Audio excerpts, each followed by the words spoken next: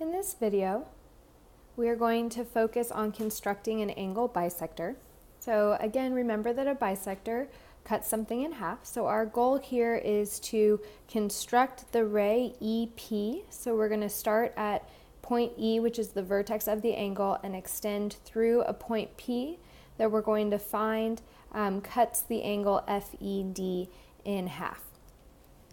Now, the first step with any angle construction is to always mark a place on the angle. So we're going to do that by putting our compass point on the vertex, E, and we're going to draw an arc across the angle. Okay. Again, the purpose of this arc is to measure an equal distance on each side of the angle from the vertex. As I get closer to the vertex E, the sides of the angle get closer together.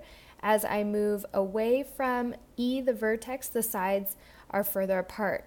So anything that I do with an angle, I always want to be consistent. So this first initial arc marks the place within the angle that I'm working. So the next step is going to be to bisect, and this is going to be a very similar move to what we did for the perpendicular bisector. So here we have this arc that measures an equal place on both sides of the angle. So I'm going to start off by putting my compass point on the first side and the point of intersection, and then I'm going to just draw an arc in the center of the angle.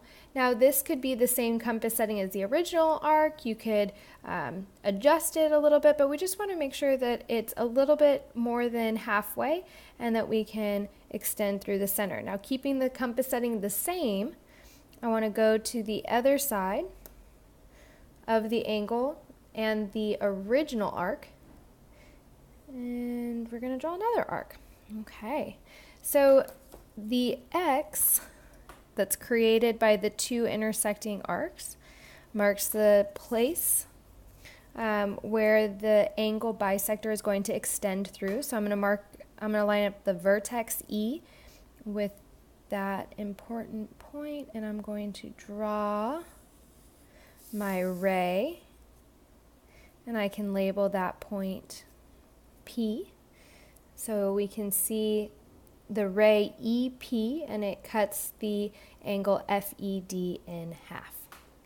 This is a very useful construction when I would like to construct something like a 45-degree angle or a 30-degree angle.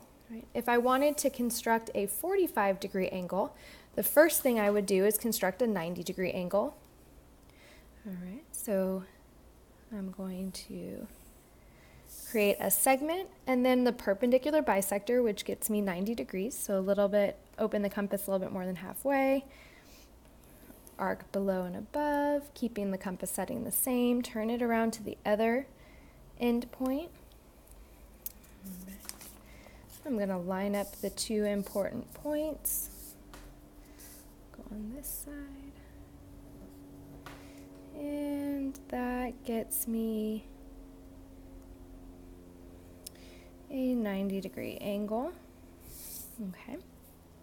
All right, so here in this corner, this is a right angle right here. This is also a right angle. So if I wanted a 45-degree angle, I would bisect the 90-degree angle because 90 divided by 2 is 45. So to do that, again, my initial step is to draw an arc across the angle.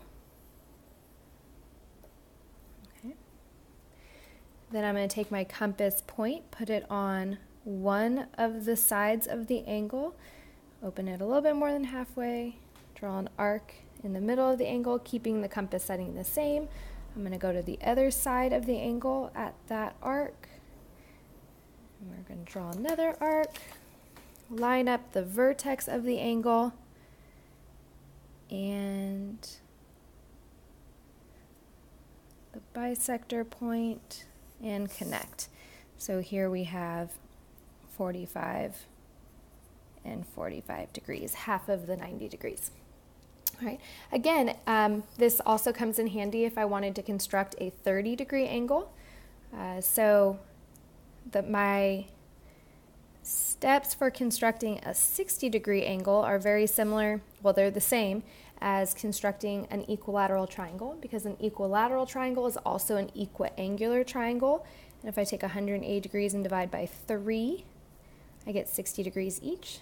So I'm going to draw an equilateral triangle by measuring the length of the segment and drawing an arc from both endpoints that are that length.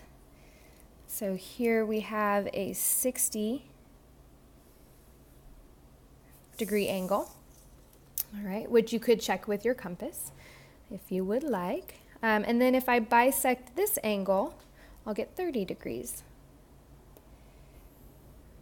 I'm going to draw an arc across. Compass point on one side, arc in the middle, turn it around, same compass setting, point on the other side, arc in the middle, line up the vertex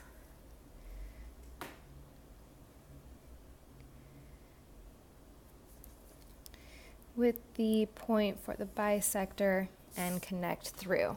So this becomes 30 degrees and 30 degrees. Now, once I have all these different angle measures, it opens up a lot of opportunities to create different angle measures.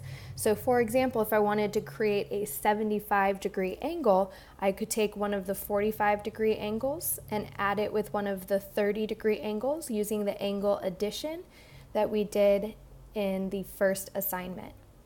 Okay. If I wanted a 105-degree angle, I could take the full 60-degree angle here and add the 45 degrees to that angle, which would get me 105.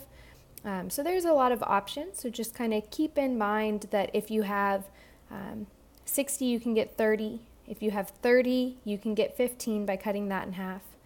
All right. If you have 90, you can get 45, and then you can create other angles by adding or subtracting those together.